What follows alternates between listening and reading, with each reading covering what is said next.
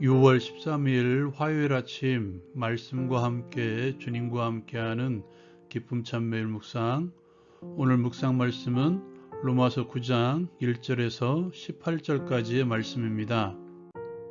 8장까지의 말씀을 통해서 하나님의 의신 예수 그리스도에 대한 확증을 마친 바울 사도의 눈은 이제 자신의 동족에게로 향합니다.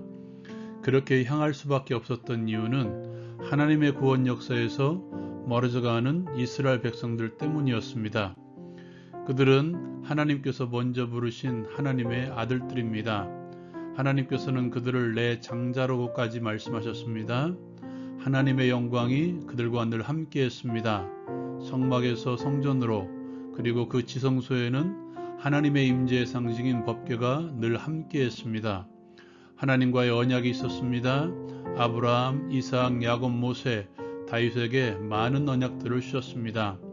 하나님께서는 그들에게 율법을 주셨습니다.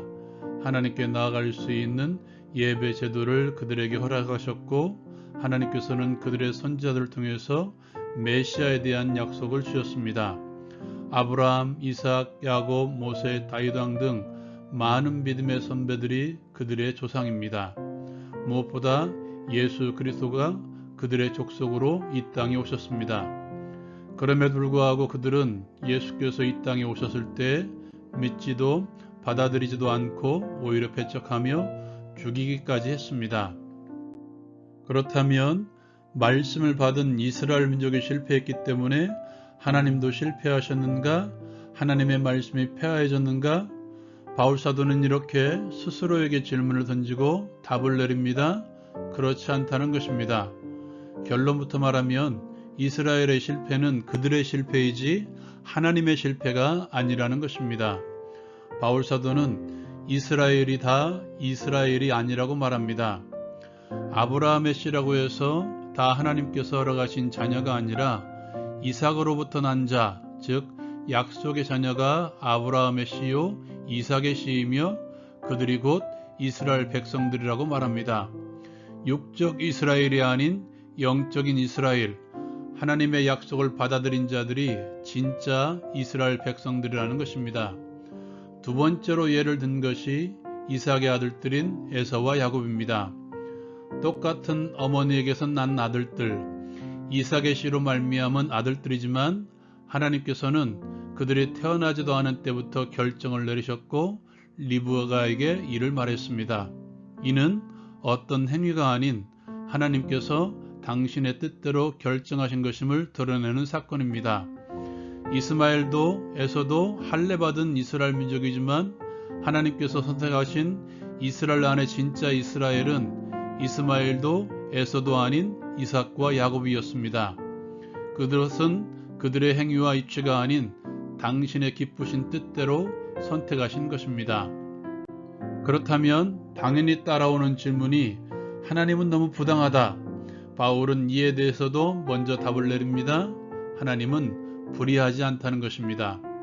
하나님께서는 당신이 긍휼히 여길 자를 긍휼히 여기고 불쌍히 여길 자를 불쌍히 여기시는 하나님이십니다.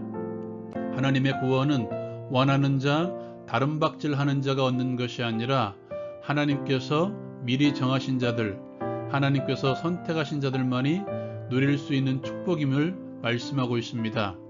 이것은 정의가 아니라 하나님의 긍휼하심으로 이해해야 될 것입니다. 바울 사도는 한 사람을 더 예로 사랑합니다. 애굽의 바로입니다. 하나님께서 바로를 통해서 보여주신 것은 당신의 능력을 보여주셨습니다. 그리고 결론을 이렇게 맺습니다.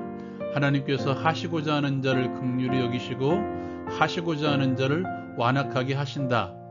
그렇다고 이 말을 오해하지 마십시오. 전혀 완악하지 않은 자를 일부러 완악하게 하셔서 그를 넘어뜨린다는 말이 아닙니다.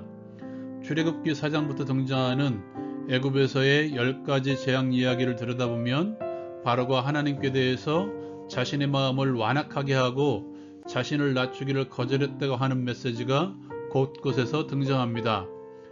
완악하게 하신 것은 죄를 범한 자들을 향한 하나님의 내버려 두심입니다. 완악한 바로의 마음을 내버려 두신 것입니다. 사랑하는 여러분, 구원에 대한 아니 모든 것에 대한 하나님의 주권을 인정한다면 우리는 감사하며 또 기도해야 될 것입니다. 나의 행위가 아닌 하나님께서 당신의 뜻대로 나를 긍휼히 여기셨습니다. 나를 당신을 향한 예배자로 부르신 것입니다. 감사의 삶은 당연한 것이며 하나님께서 부르신 목적대로 하나님을 향한 예배자로 서기를 바랍니다. 어떤 자리에서건 나는 하나님을 향한 예배자임을 기억하십시오. 우리의 삶의 모습도 변화될 수 있습니다. 또한 아직도 믿지 않는 주변의 사람들을 위해서도 기도합시다. 하나님은 왜 저들을 버리셨는가라는 마음으로 접근하면 하나님의 선택을 무시하는 것입니다. 하나님의 은혜를 무시하는 것입니다. 믿지 않는 자들을 위한 기도는 동일합니다. 저들에게도 긍휼의 은혜를 부어주십시오. 하나님의 긍휼이 구원의 출발입니다. 내 가족, 내 친구, 내 주변의 모든 믿지 않는 자들을 위해서 기도하십시오. 오늘 하루 긍휼의 기도를 드리는 것은 어떻습니까?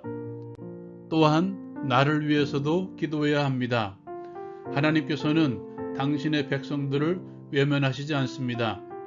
밧세바에게서 낳은 첫 아들을 위해서 기도했던 다윗을 기억하십니까? 그는 처절하게 기도했습니다. 어쩌면 다윗은 그 아들을 하나님께서 데려가실지도 모른다는 사실을 인식했을 것입니다. 그러나 그는 울부짖으며 기도했습니다. 그리고 기도가 마친 후에 그는 이렇게 말합니다. 혹시 여호와께서 나를 불쌍히 여기사 아이를 살려주실는지 누가 알까? 하나님의 긍휼을 구합시다. 하나님께 납작 엎드려 우리의 삶에 하나님의 긍휼을 부어달라고 호소합시다. 그리고 그 중심에는 현실에 주어진 것들에 대한 원망이 없어야 합니다. 하나님의 뜻이 그 가운데 있기 때문입니다. 오늘도 자족하는 마음으로 하나님의 긍휼에 호소하는 하루가 됩시다.